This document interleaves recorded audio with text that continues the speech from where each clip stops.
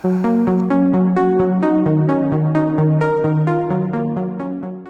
à tous, j'espère que vous allez bien. Comme vous l'avez vu dans le titre, on se retrouve aujourd'hui pour mon book haul du mois de décembre. Je pense que vous avez vu avant l'intro qu'il y en a beaucoup. Pour ma défense, j'en ai reçu pas mal à Noël. Donc plus de la moitié des livres que je vous présente aujourd'hui sont des cadeaux que mes proches m'ont offerts à Noël. L'autre moitié sont des livres que je me suis acheté toute seule, comme une grande.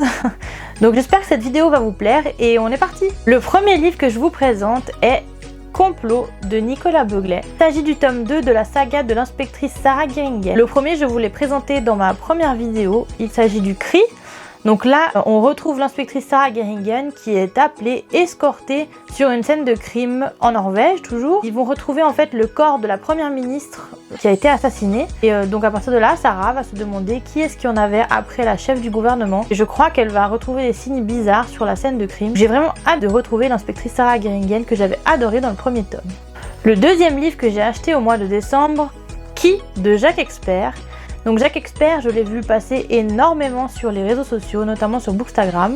Je l'ai vu aussi beaucoup passer sur la chaîne de ma copine L'Art du Thriller qui aime beaucoup cet auteur. Donc celui-ci, je l'ai vu chez elle justement dans une de ses vidéos où elle en parle.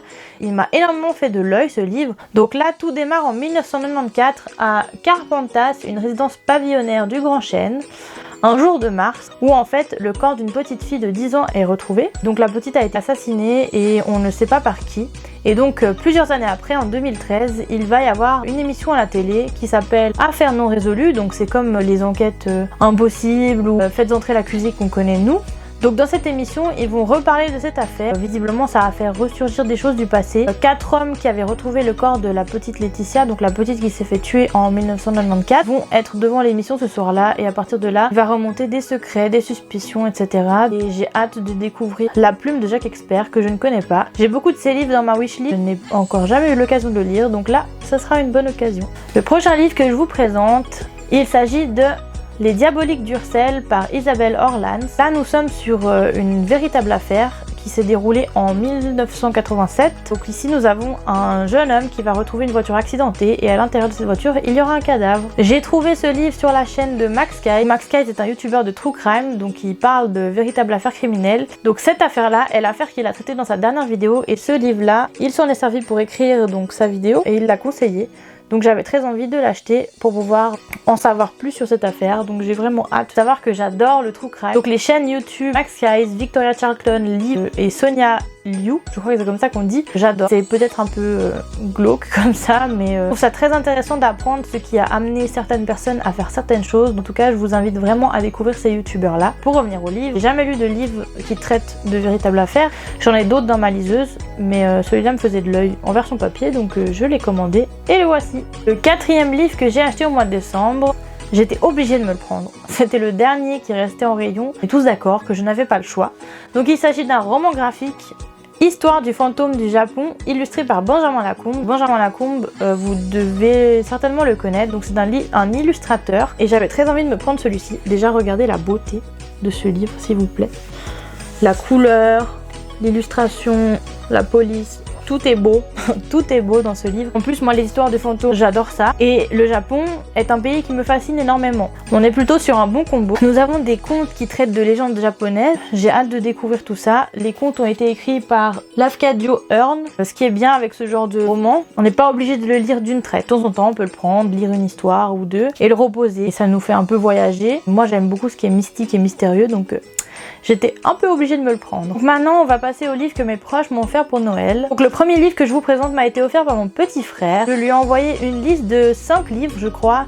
Et je lui ai dit, choisis-en un et offre-le-moi, parce qu'il savait pas quoi m'offrir. Donc il a choisi Le manuscrit inachevé de Franck Tillier. J'avais lu un de ses livres il y a quelques années. J'avais très envie de redécouvrir sa plume, donc je suis trop contente qu'il m'ait offert celui-ci. En plus, j'avais envie de lire Il était deux fois, et en fait j'ai vu sur le compte d'un des bookstagrammeurs que je suis, qui s'appelle Les Lectures de Thibaut, qu'il fallait lire celui-ci avant, parce qu'il y a des références dans Il était deux fois, du manuscrit inachevé. Donc ici, il y a un cadavre qui va être retrouvé dans le coffre d'une voiture sur les caméras vidéosurveillance de la station-service où la voiture a été retrouvée. L'homme qui fuit n'est pas le propriétaire de cette voiture. Et dans le résumé, il parle aussi d'une écrivaine de thriller qui s'appelle Leanne Morgan et Enaël Miroir. J'imagine qu'elle utilise un pseudonyme pour écrire ses livres. On va la suivre dans ce livre et elle a sa fille qui a disparu et son mari qui va se faire agresser. Donc ça va réveiller des choses en elle. Et voilà, le résumé est très intriguant, il me donne très envie, donc n'hésitez pas à me dire si vous l'avez lu en commentaire. Les 3 prochains livres que je vous présente m'ont été offerts par mon chéri, donc je suis trop contente parce qu'il m'a pris des livres sur lesquels jamais je me serais retournée. C'est un genre que je n'ai pas l'habitude de lire et que j'avais envie de lire plus cette année. Donc il va s'agir du genre un peu historique et axé aussi guerre. Le premier livre qu'il m'a offert est Pas si calme de Helen Zena Smith. Ce livre a été inspiré par le journal d'une jeune anglaise qui a été volontaire pour partir avec les ambulanciers lors de la Première Guerre mondiale. Et en fait, on va nous parler du quotidien de ces glorieuses filles d'Angleterre. Et je mets les guillemets parce que c'est ce qui est mis dans le résumé. Donc, du coup, on va suivre leur quotidien. J'imagine pas très drôle, mais je trouve ça hyper intéressant et j'ai vraiment hâte de le lire. D'ailleurs, je pense que je vais le sortir dans pas très longtemps de ma palle parce qu'il me fait très envie et j'ai hâte de découvrir comment ça se passait pour ces filles-là, pour les ambulanciers de guerre. Donc voilà. Le deuxième livre que mon chéri m'a offert est Les exécuteurs de la haute justice par Jean Daillon. On ne connaît pas du tout cet auteur. Ici, nous sommes en 1645. Dans la cour de France, est déchirée et malmenée de toutes parts. Et en fait, on a le fils du prétendu duc de Rohan qui va venir se présenter à la cour de France. À partir de là, il va partir une enquête menée par un chevalier qui s'appelle Louis Fronsac. Parce qu'en fait, ils veulent découvrir si cet homme qui arrive des Pays-Bas est vraiment qui il prétend. Je trouve ça trop cool de suivre une enquête qui se passe en 1645. Le troisième livre que mon chéri m'a offert est Le Trésor des Américains par Fabien Clos. Ce sont les aventures de Gilles Belmont. Donc encore une fois, je ne connais pas du tout cet auteur, ni les aventures de Gilles Belmont. Je vous avoue qu'après avoir lu 3 fois le résumé, je me rends compte que j'aurais beaucoup de mal à vous le résumer. Ce que je vais faire, c'est que je vais vous lire le 4e de couverture. Ça sera plus clair que si c'est moi qui vous le résume. À la veille du coup d'état du 18 Brumaire, de retour d'une campagne victorieuse aux Antilles, Gilles Belmont se languit loin des océans qui l'ont forgé. La France, quant à elle, en lutte contre les puissances européennes unies et fragilisées par 10 années de tumulte, est aux abois. Ses finances sont exsangues. De l'or, les États-Unis en regorgent, mais la guerre navale qui sévit entre ces deux nations complique les incursions dans les eaux américaines. Le jeune capitaine aux idéaux et au caractère bien trempé va se voir confier une mission délicate qui conduira sa frégate jusqu'à Philadelphie. Face au pouvoir américain et à ses puissants services secrets, saura-t-il honorer la confiance du nouveau consulte Bonaparte? Donc voilà pour celui-ci, qui me tente énormément également. Si mon chéri passe par là, je lui fais des bisous et je lui dis merci, parce que ce sont vraiment des lectures sur lesquelles je ne me serais pas retournée. Le prochain livre que je vous présente m'a été offert par les parents de mon chéri. Donc il s'agit de La boîte de Pandore par Bernard Werber. Bernard Werber est un auteur que j'ai lu il y a longtemps. J'avais lu Les Thanatonautes et j'avais beaucoup aimé son histoire, sa plume. Je suis super contente qu'il m'ait offert celui-ci parce qu'en fait, Bernard Werber, je comptais pas spécialement en relire. Mais là, ça m'a donné envie de découvrir l'histoire. Ici, on va suivre René qui va voir un spectacle d'hypnose un peu sceptique. Mais il se fait appeler sur scène, donc il y va, intrigué. Et il va se retrouver projeté dans une vie antérieure. Et donc, il va se passer plein de choses à partir de là. En parlant de la famille Werber, ma grand-mère m'a offert Là où les esprits ne dorment jamais de Jonathan Werber, qui est le fils de Bernard Werber. Nous allons suivre les enquêtes de Jenny Martin, qui est une jeune prestidigitatrice. Et en fait, elle va travailler sur les sœurs Fox, qui sont les premières à avoir commencé la communication avec l'au-delà en 1850. Donc là, l'enquête se déroule en 1888. Et donc voilà. Et le dernier livre que je vous présente, qui m'a été offert par le fils de mon beau-père, est L'étonnante famille Appenzell, illustrée par Benjamin Lacombe. Quand j'ai ouvert le paquet, j'ai sauté de joie.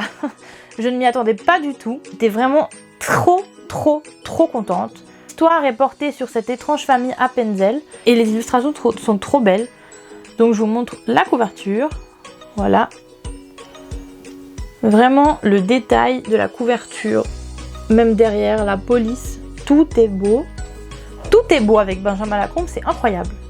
Donc voilà pour cette vidéo, j'espère qu'elle vous aura plu. Comme la dernière fois, je vais vous faire un petit point honnêteté. C'était très difficile pour moi de vous parler de livres que je n'ai pas encore lus. Évidemment qu'ils seront tous chroniqués quand je les aurai lus, donc vous en saurez plus à ce moment-là. J'espère en tout cas vous avoir donné envie d'en acheter un ou deux ou plus et que vous aurez découvert des choses qui vous font envie. En attendant, n'hésitez pas à vous abonner à ma chaîne, à liker cette vidéo ainsi qu'à la commenter si le cœur vous en dit. Et je vous remercie de m'avoir suivi et je vous fais des gros bisous.